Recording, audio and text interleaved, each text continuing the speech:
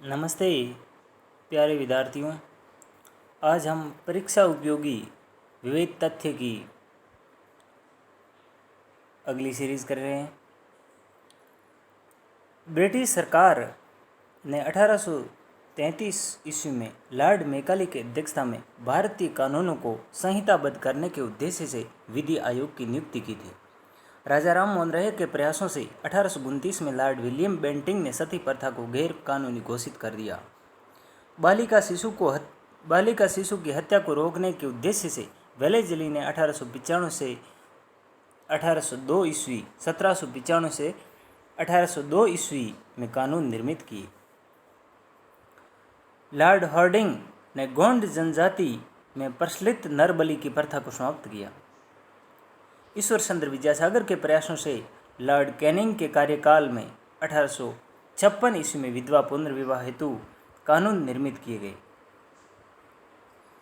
1781 ईस्वी में Warren Hasting ने कलकत्ता मदरसा की स्थापना की। 1791 ईस्वी में हिंदू कानून एवं दर्शन के अध्यक्ष के लिए जोनाथन डंकन ने वाराणसी में एक संस्कृत कॉलेज की स्थापना की। 1813 ईस्वी में चार्टर एक्ट में भारतीय विद्वानों एवं भारत के आधुनिक शिक्षा को बढ़ावा देने के उद्देश्य से प्रति वर्ष 1 लाख रुपए खर्च करने का प्रस्ताव लिया। 1813 का जो चार्टर एक्ट उसके तहत भारतीय विद्वानों एवं भारत के आधुनिक शिक्षा को बढ़ावा देने के लिए जो 1 लाख रुपए प्रति वर्ष खर्च करने का प्रस्ताव लिया शिक्षा के क्षेत्र में। विलियम बेंटिंग ने के शासनकाल में लॉर्ड मैकाले की अध्यक्षता में शिक्षा समिति का गठन किया गया। इस समिति की अनुशंसा के आधार पर पाश्चात्य विज्ञान एवं साहित्य की शिक्षा अंग्रेजी माध्यम से देने का निर्णय लिया गया। लॉर्ड डेलहौजी के शासनकाल में 1854 ईस्वी में भारत में शिक्षा के विकास की स्थिति की जांच के लिए चार्ल्स वुड की अध्यक्षता में एक समिति गठित की गई। चार्ल्स वुड डिस्प्रेस को भारतीय शिक्षा का मैग्ना कार्टा कहा जाता है। लॉर्ड रिपन के शासनकाल में प्राथमिक शिक्षा के प्रसार हेतु उपाय सुलझाने के लिए 1882 ईस्वी में डब्ल्यू हंटर की अध्यक्षता में हंटर कमेटी की नियुक्ति की। 1837 ईस्वी में विभिन्न प्रांतों में कांग्रेस की स्थापना के पश्चात जाकिर हुसैन समिति की अनुशंसा के आधार पर वर्धा शिक्षा योजना लाई गई। यह योजना गांधीवादी विचारधारा से प्रभावित थी।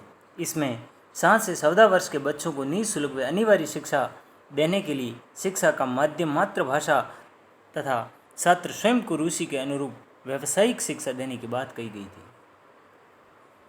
भारत में प्रिंटिंग प्रेस की शुरुआत पुर्तगालियों के द्वारा 16वीं शताब्दी में की गई थी। जेम्स ऑगस्टस हिक्की के द्वारा प्रकाशित किया गया द बंगाल गजट 1780 में भारत से प्रकाशित होने वाला पहला अखबार था। गंगाधर भट्टाचार्य के द्वारा प्रकाशित बंगाल गजट किसी भी भारतीय के द्वारा प्रकाशित किया गया पहला अखबार था। भारत में राष्ट्रीय प्रेस को बढ़ावा देने का कार्य राजा राम मोहन राय ने किया। ईश्वर चंद्र विद्यासागर के द्वारा 1859 ईस्वी में बंगाली भाषा में सोम प्रकाश नामक समाचार पत्र का प्रकाशन किया गया।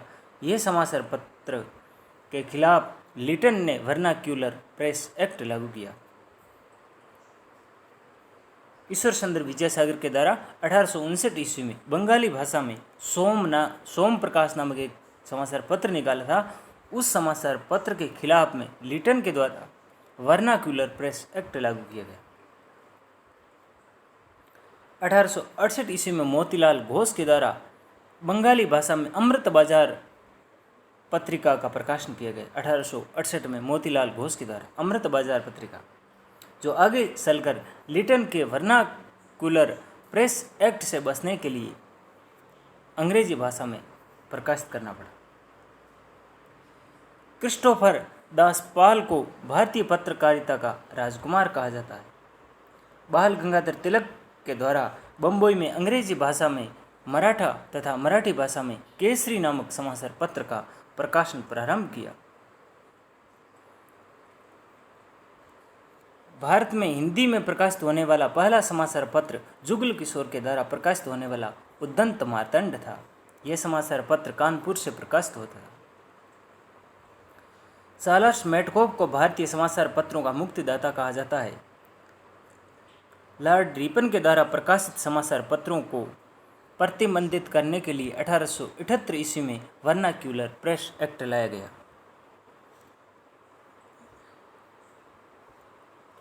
इस एक्ट के द्वारा जिला मजिस्ट्रेट को यह अधिकार दिया कि वे भारतीय भाषा में प्रकाशित होने वाले अखबारों के संपादन में एक बॉन्ड पर हस्ताक्षर करवा ले कि वे सरकार के विरोधी सामग्री का प्रकाशन नहीं करेंगे।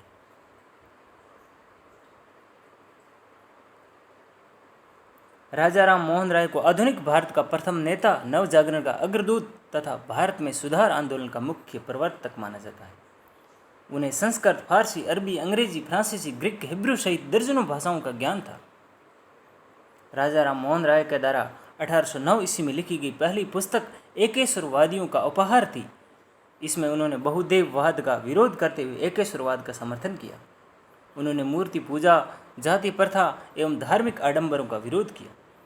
1815 ईस्वी में राजा राम मोहन राय ने द्वारिकाधीश ठाकुर के साथ मिलकर आत्मीय समाज का गठन किया। उसका उद्देश्य एकेश्वरवाद का प्रचार करना था। 1817 ईस्वी में कलकत्ता में स्थापित होने वाले हिंदू कॉलेज की स्थापना में भी जुड़े। 1821 में राजा राम मोहन राय ने संवाद कौमुदी तथा प्रज्ञा संध का प्रकाशन आरंभ किया। 1822 ईस्वी में फारसी भाषा में मिरातुल अखबार का प्रकाशन भी शुरू किया। 1825 में राजा राम मोहन राय ने वेदांत कॉलेज की स्थापना की। राजा राम मोहन राय के द्वारा 1828 ईस्वी में ब्रह्म समाज नामक एक धार्मिक संस्था की स्थापना की गई। कालांतर में ब्रह्म सभा का नाम बदलकर ब्रह्म समाज रख दिया गया। मुगल सम्राट अकबर द्वितीय के द्वारा राजा राम मोहन राय को राजा की उपाधि दी गई। आर्य समाज की स्थापना दयानंद सरस्वती ने 1875 ईस्वी में बम्बई में की थी। दयानंद सरस्वती ने वेदों की ओर लौटो का नारा दिया। दयानंद सरस्वती बाल विवाह, छुआछूत, जाति प्रथा का विरोध किया तथा विधवा पुनर्विवाह एवं अंतर्जातीय विवाह का समर्थन किया। साथ ही सामाजिक एवं शैक्षिक मामले में स्त्रियों को पुरुषों के समक्ष अधिकार देने की वकालत की। आर्य समाज के द्वारा गोरक्षणी सभा तथा शुद्धि आंदोलन की शुरुआत की गई। धन्यवाद।